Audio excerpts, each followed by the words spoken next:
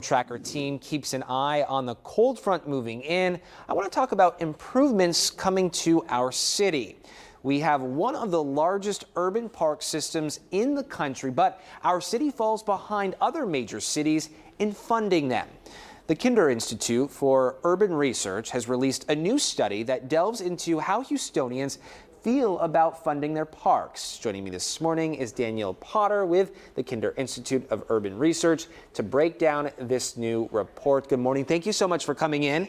Thank you so much for having me. While not many people might be out jogging in our parks this morning, This is really a great time to be thinking about the upkeep of our parks. Oh, absolutely. Parks serve many functions, and one of them is going to be water retention and holding that water during these types of storms. And so as we might be looking into our various park systems and seeing standing water, that is what they're supposed to be helping us out with. So with your research, based on the data that you have collected, you've put together, what's the estimated amount Houston residents are currently paying to fund our parks and recreation department right now?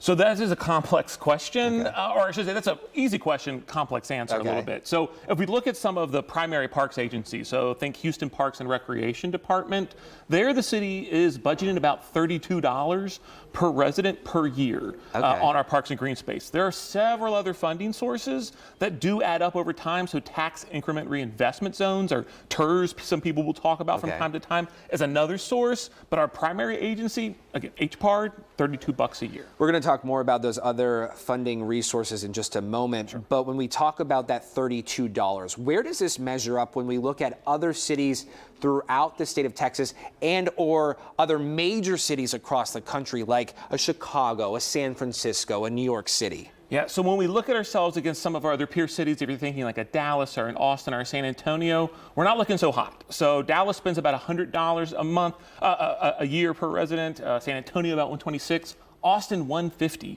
per resident. So you're talking about 1/3 to as much as 1/5 of what other cities are spending. And it doesn't get any better if we start looking around the country at other large cities like your Chicago's or your New York's. And when you think about Austin to Houston, we're significantly larger than Austin. That's perspective. That certainly is. Yeah, we definitely have more parks here, and we have more park acreage. Just when you start doing some of that math about standardizing dollar to dollar, person to person, there's a difference. Okay, so when we talk about other funding resources, are Houstonians open to exploring those different options? Yeah, so one of the things we did with this survey, speaking with about 5,000 Houston residents, we were talking to them and actually providing them this information, saying, hey, Dallas spends this much, San Antonio this much. How much do you think Houston should be spending?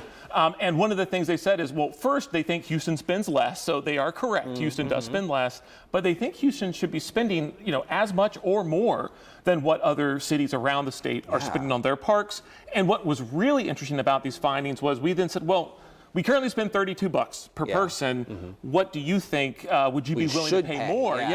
And they were saying, hey, I actually might be willing to pay $2 a month, 70% in fact, saying $2 a month. Happy to pay it. A majority saying they'd be willing to consider $5 a month going into a pot that would be specifically targeted at improving and maintaining our parks and green space. Yeah, when you think about green spaces, when you think about parks, these truly are the gems of our city. And, it's something that everyone, regardless of who you are, can enjoy at some point in your life. So they're significant. They're absolutely a major component to our quality of life. And while Houston has those amazing, destination parks, your Discovery Greens, your memorials, your Hermans, I think it's also important to consider and recognize the neighborhood parks. That's where HPAR's role becomes so critical. And so you've got lots of funding going into those big, known, premier parks of our area.